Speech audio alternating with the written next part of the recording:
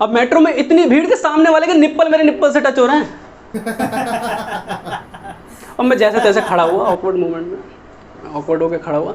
पर जब मैंने थोड़ी देर बाद ध्यान दिया ना उस लड़के पे, तो कोरियन मूवी के वो होते हैं ना, लाली, साइड में बाल जले हुए, गुटका थूका हुआ, एक मोरी ऊपर और कतई लचकीली कमर, तो ऐसा सा बंदा था वो।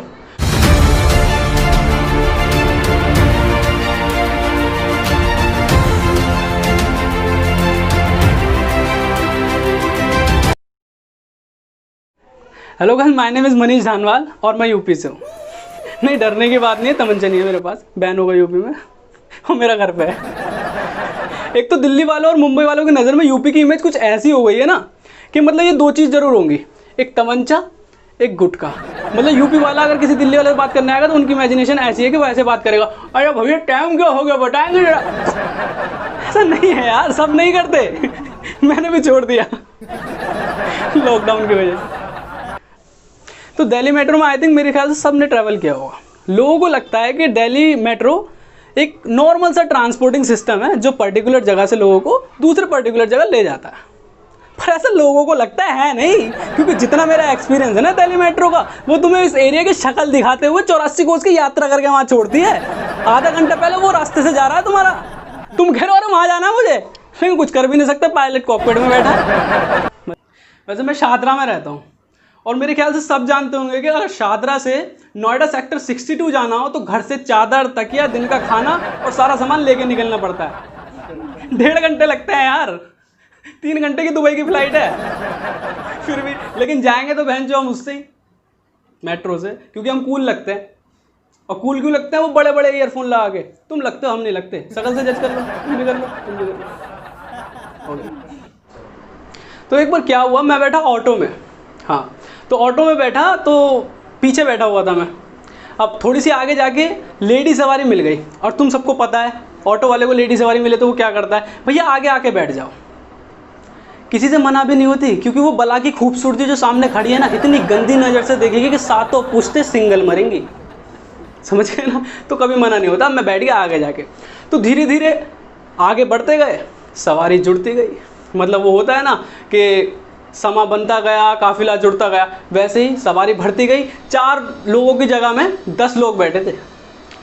कौशाम्बी तक तो मैं ड्राइवर की सीट पे बैठा हूँ, ऐसे करके बैठते हैं ना ड्राइवर, ऐसे करके। कौशाम्बी तक तो मैं ड्राइवर की सीट पे बैठा हूँ।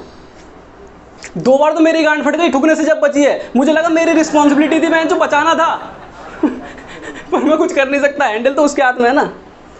उसके बाद आगे पहुंचे तो वो जो लड़की पहले चढ़ी थी वो उतरी, उसने पैसे मुझे दे दिए यार। शक्ल से जज कर रही थी साली, रेसिस्ट कहेगी। तो फिर उससे आगे क्या हुआ, थोड़ा सा आगे चले, फिर तो उस ऑटो वाले को भी मेरे पे कॉन्फिडेंस आ गया। बोला भाई तेरा सामान ला थोड़ी देर। मैंने पकड़ा, गुटखा खाने लगा यार, यूपी से था ना।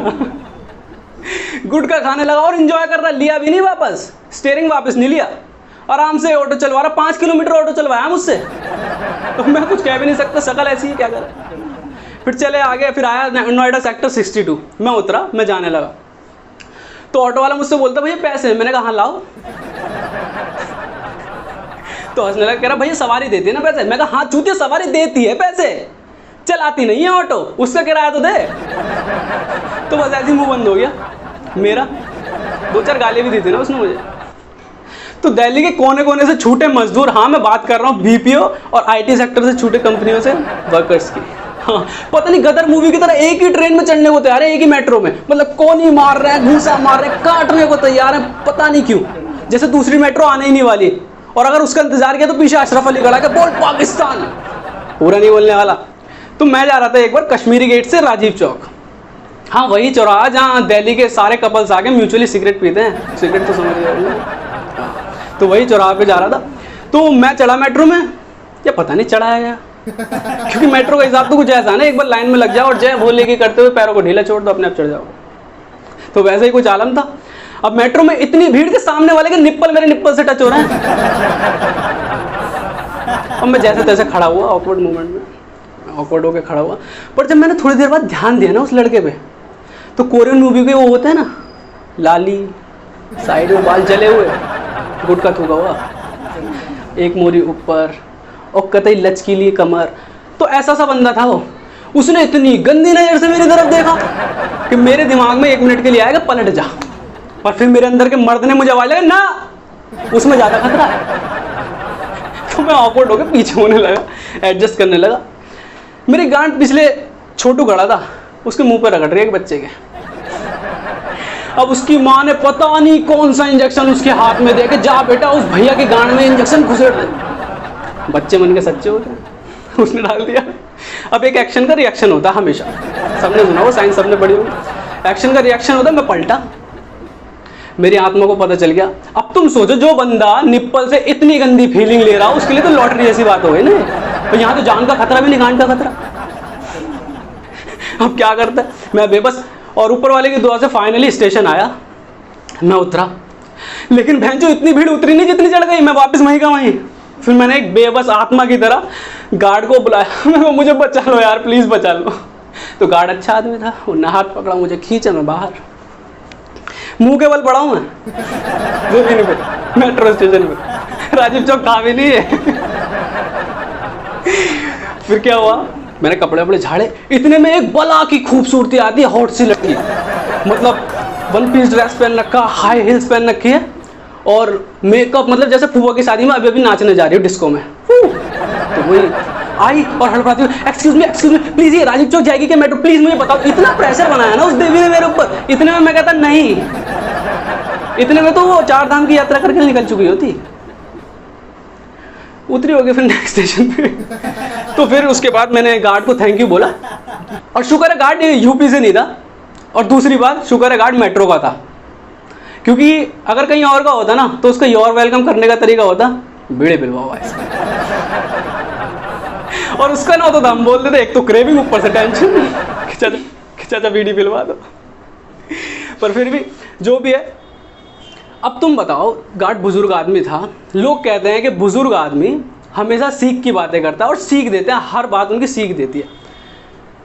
पर ऐसी भी क्या सीख जो गांड में चुभती रहे यार, बिना बात के। मतलब तुम बताओ, वो कोई सिचुएशन थी ये बात बोलने की कि बेटा तुम्हारी उम्र में हम 20 किलोमीटर पैदल चल के पढ़ने जाया करते थे, मेरी गलती है क्या, मैंने चलवाई है मेट्रो, मोदी से बोलो। मत तो ये चाचा बेसिकली मुझसे चाहते हैं कि मैं शादरा से राजीव चौक पैदल जाऊं। क्यों? इनके सेटिस्फेक्शन के क्यों? और पब्लिक हमसे पूछे कि भैया पैदल क्यों जा रहा, गरीब हो? नहीं, चूतिया हैं। क्यों है? क्योंकि चाचा ने बोला था वो पैदल गए थे।